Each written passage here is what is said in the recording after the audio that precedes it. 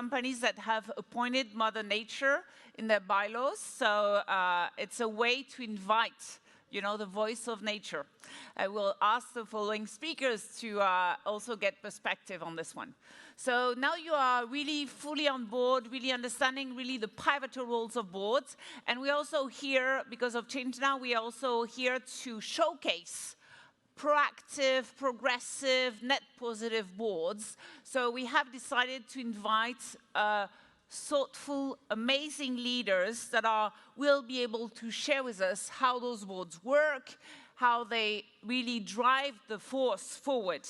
So please join me in giving a warm welcome to our next round of speakers, Marie-Claire Daveu, the Chief Sustainability and Institutional Affairs of Kering. And as you may know, also recognized as one of the most influential women in the world. So we feel very honored to have you, Marie-Claire, with us today. I also welcome Patricia Torres, who is full of energy and representing also Bloomberg. So as Paul mentioned, critical in shifting the needle. Thank you. And we welcome also BCG as a very knowledgeable leader that have invested also a lot in how can we help the board move the needle and shift purpose into practice. Please welcome Guillaume Charlin. Welcome. Yes. No.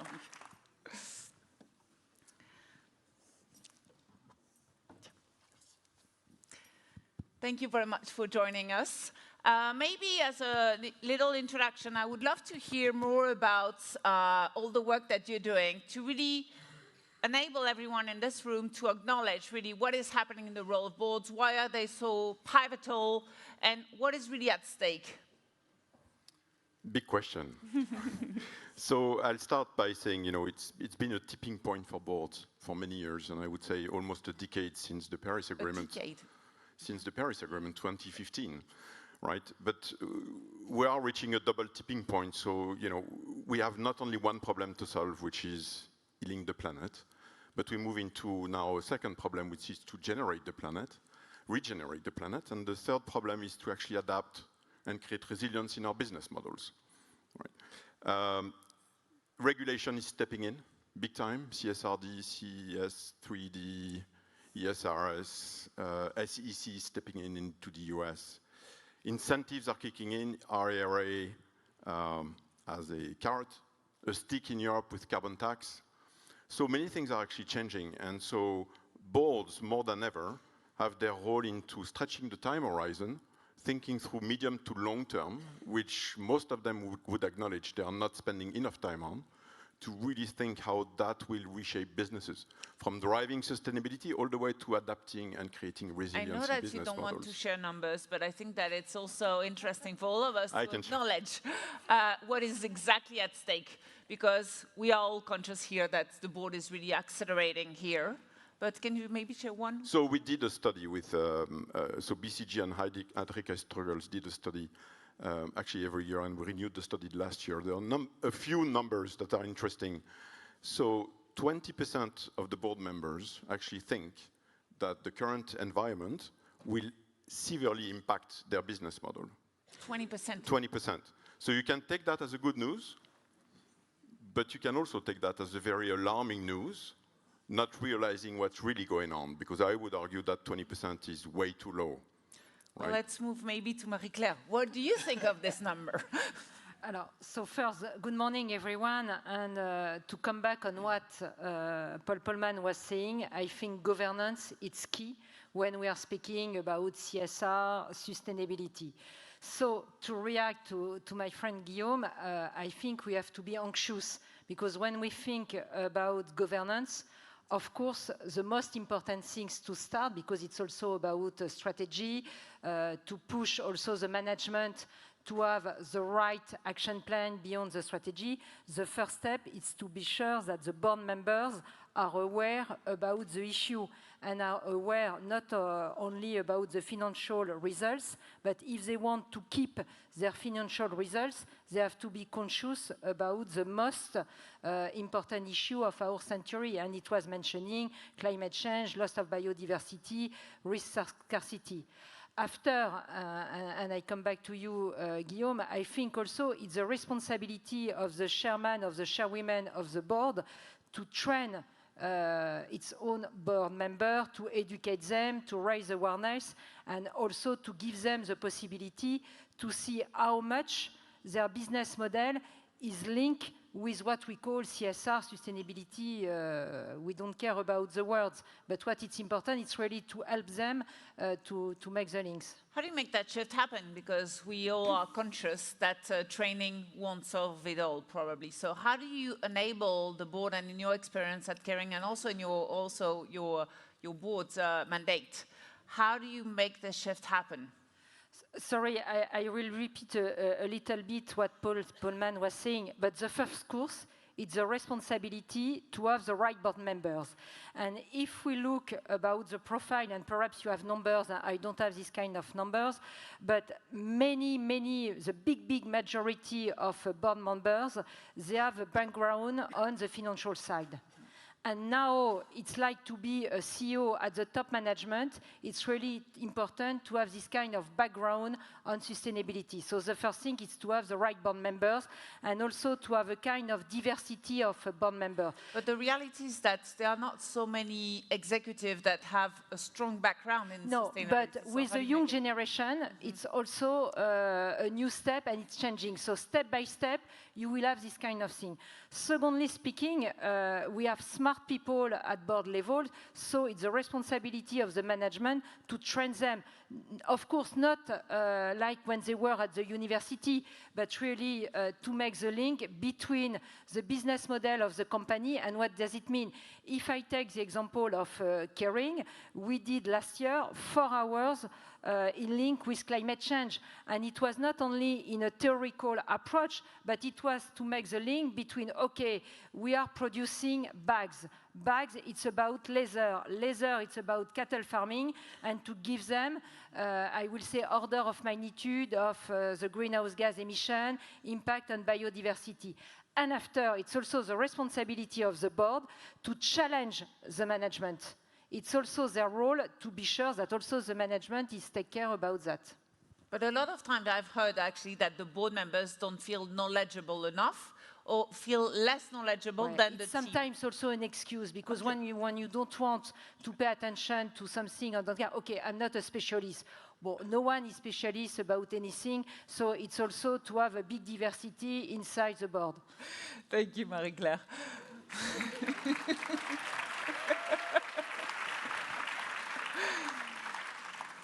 Patricia, thank you for being with us. We feel very grateful. Have you seen a tipping point in the last couple of years into the pressure that there is on the board in regards to sustainability, and given your role at Bloomberg? Sure. So Bloomberg is about data. So I'm just going to share. We score more than 50,000 companies on E, S, and G. So to prepare for the panel, I was looking at the numbers for G, for governance, and I was looking in particular into board composition.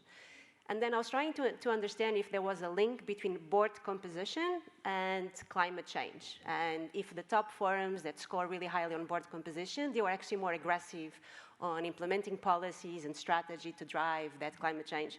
So I just wanted to share a couple of numbers. I look at the Bloomberg World Index, which is comparable to the MSCI World, and I was looking at all the companies that have reported Scope 1 and 2 emissions. More or less 87% of them have reported. And then I was trying to divide these numbers between quartiles, the top, the second, the third, and the fourth. And basically what I saw was that 71% of the companies that score highly, on the top quartile, 71% of those companies have implemented net zero, versus 52% in the bottom quartile. When I look at science-based targets, 63% of the companies on the top quartile, they have science-based targets, or they are working with SBTi, versus 37% at the bottom. And if I look at the carbon reductions that happened between 2018 and 2022, the top quartile actually have reduced their carbon emissions by 23% versus 1% for the bottom quartile. So it's very clear that board composition makes a big difference in terms of driving and implementing climate change. And this is something that Professor Ludo and other speakers earlier today mentioned, that is that the board composition makes such a big difference. It's not about one board, but actually how the board works together. So I think my tipping point is bring diversity to board compositions, because that diversity actually makes a change. Thank you so much. Diversity matters. It's all about having the right people, but it's also about making sure that you are moving the needle and you are building an effective board, which is more also of a challenge. Anything that you would like to share around that? Yes, I think beyond refreshing faces around the table and bringing capabilities, there is something around setting the agenda and allocating time. And Paul was alluding to that. 80% in our study, 80% of board members end up acknowledging that they are trapped into short-termism, looking at compliance, looking at the last quarter, looking at the past, and allocating only 20% of their time looking into the future. Where I would argue that they should do the reverse. Meaning, of course, you need to look a little bit at compliance, but that essentially you can delegate to management. And 60–70% of the time should be invested into thinking through the future. Along the lines of sustainability, regeneration, adaptation, resilience. And that has impact, as we know, profound impact on business models. And it does deserve 60–70% of the time of board members, but that is not done today. Do you want to react to that? Perhaps two things. To be sure that also the board is involved, I'm totally in line when we say that all the board members have really to pay attention. When you are in the audit committee, of course, in the remuneration committee, it's obvious. But I think, like inside the company, it's great to have, I will say, one organization, so it can be a sustainability committee, a CSR committee, when board members can dig also the topics, and after they can report to the whole board. So I think it's quite important. After, based on what you said also, it's interesting not only, and of course, to listen NGOs, the bigger audience, but also to listen investors and financial analysts, but on their requests on ESG side, because we know financial analysts more in the classical role, speaking about EBITDA, turnover, and things like that, profitability. But board members are less aware about the fact that between now and 5 years ago, the requests asked by the financial analyst or investor, they are not at all the same. And not in Kering, but in one of my board, we had this exercise, and it was very interesting to see also on the financial analyst side or investor side, how much they want to go into details about sustainability, and it's really based on the environmental side, social side, so for example about living wage, health and safety in our supply chain, and also about the governance. How are we sure that inside the company, sustainability, CSR is really at all the levels inside the company, and not only to say, okay, I will reduce my consumption of water, but to be sure that when I invest, when I do integration, when I do due diligence, for example, I have also sustainability criteria before making the purchase, for example. Oh, that's a good point, is that we've all seen that shift, and bringing that to the board to really bring back to the board the questions that are raised by the analysts on this is a very good one. And maybe, do you want to react? Have you seen also the different ways that a board can work on a more effective manner on those topics? Because they are, do you go for a sustainability committee to go deep dive into it? Do you have a sustainability expert sitting on your board? Do you have an opinion on what is the best way to operate?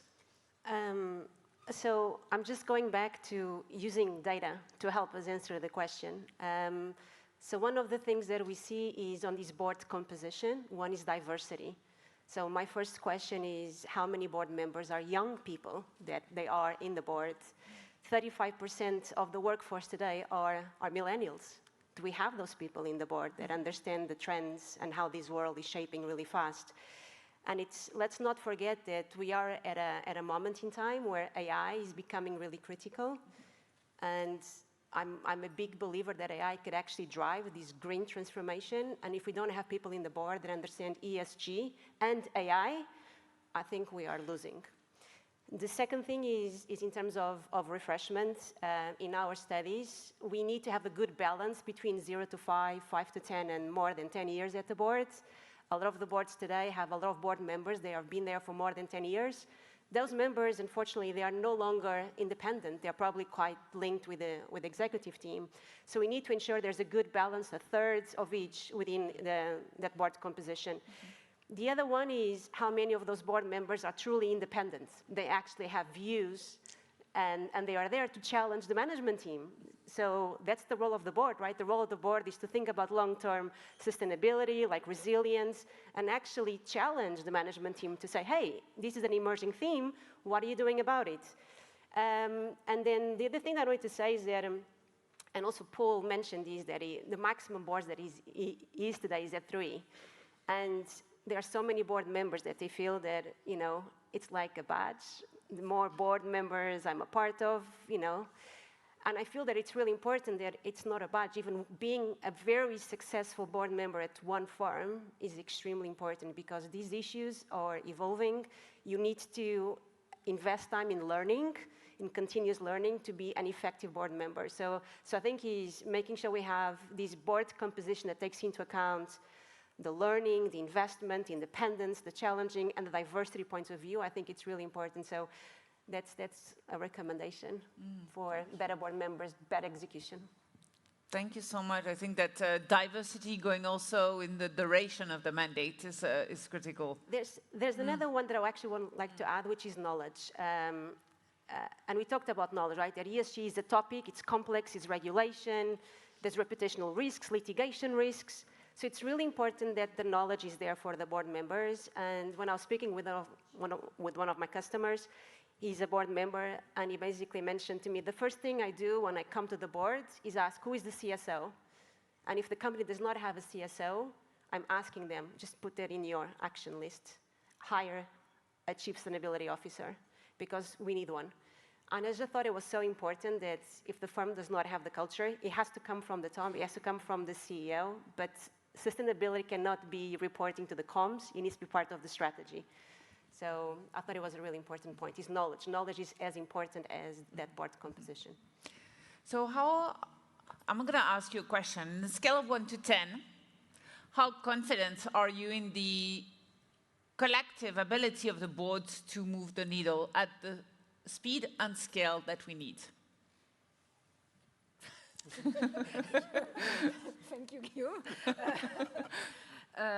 No. First, I'm quite confident because, again, when we are speaking about CSR, sustainability, ESG, I think we don't have the choice.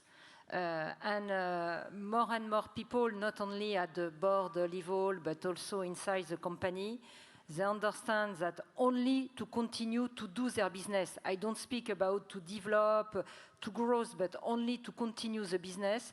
They need to include 2 examples. When we are speaking about water, most of the businesses need water, and you have a topic with the scarcity of water. Raw materials, things which are coming from biodiversity. Imagine for the food industry until the automotive industry, we need nature, so no choice. So I'm not sure that all the people will be happy. All the people will say it's great to do that, but they won't have the choice. So that's why they will be challenged by their consumer. They will be challenged by the financial analyst. They will be also challenged by regulation, because we are speaking about the CSRD in Europe, but honestly, all over the world, it's changing. So people don't speak in the same manner. Perhaps in some geographical areas, they are less vocal, but in reality, in a risk management approach, you take care about climate. So that's why I think the board will change, and that's why I'm confident. After, but it's true for all our topics, it's a question of scale and it's a question of speed. And it's where we have really to continue to push, but honestly between, and I'm sure you have data, Guillaume, but between now and 10 years ago, sustainability is at the agenda of the board. Perhaps it's not perfect, but it's changing very fast. Thank you. So data, maybe? No, I think we've come a long way. I mean, a lot of data was shared already. I mean, 95% of boards report on many things, etc. So we've come a long way in the last 10 years. What's giving me hope is, I think, the young generation coming to maturity and now could be invited at the table, right? Bringing those new capabilities around sustainability, but also AI. I think that's critically important. And what about inviting, like we saw with Simeon on Mother Nature, but you could invite, the future generations on your board. What do you think about it? No, exactly. That's what I meant. Yeah, so the newer generation, yes. Absolutely. The eyes and having a voice, at the table. Absolutely, and I think that is starting to happen, right? I think the second one, I'm hopeful, we need role models, right? So we need role models of companies who have actually embarked onto that transformation quite successfully and delivered value for the planet, but also for the shareholders and all of the stakeholders. We miss a bit of those examples at the moment, right? Who are the ones that you're looking at? Well, I think we had the epidemy of, I mean, with Paul on stage, I could not name any other company than Unilever. But I'd love to name 10, and in different industries and in different geographies, and we still miss that.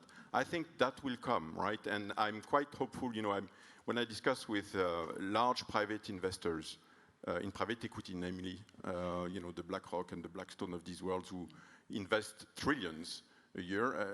As that was said, they cannot do stock picking anymore. So they have to think, long term. And I do believe that they will be creating role models in the years to come.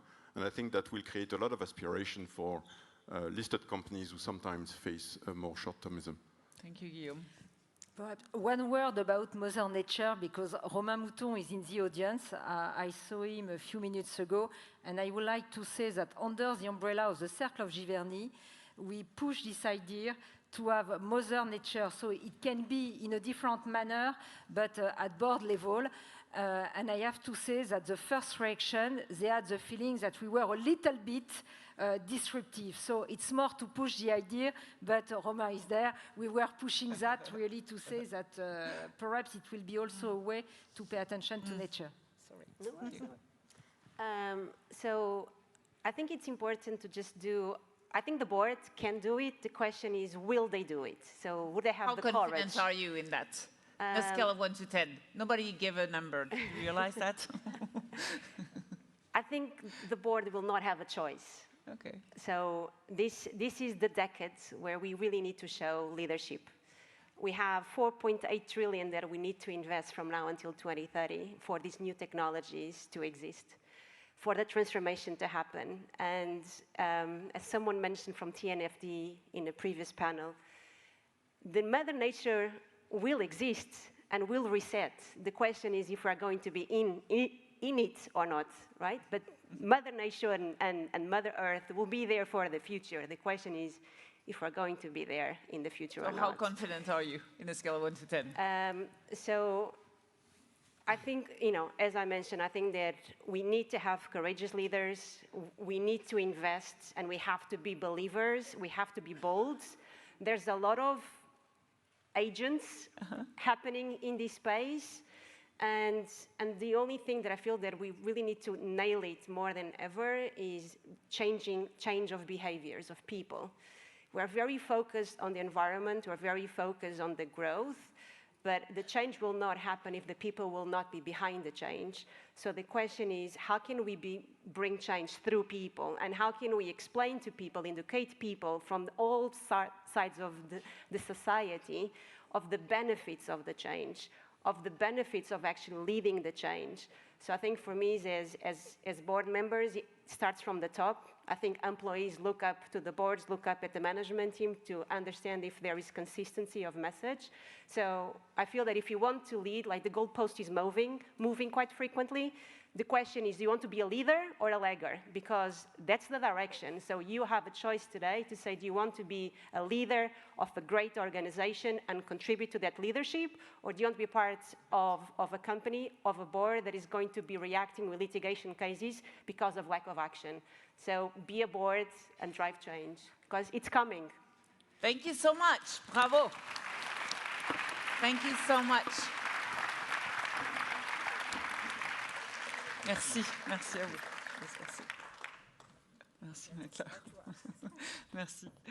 Thank you so much, and I hope that you've seen how much it gives me at least a lot of energy, a lot of hope when I see those role models, because they are role models and the world needs role models.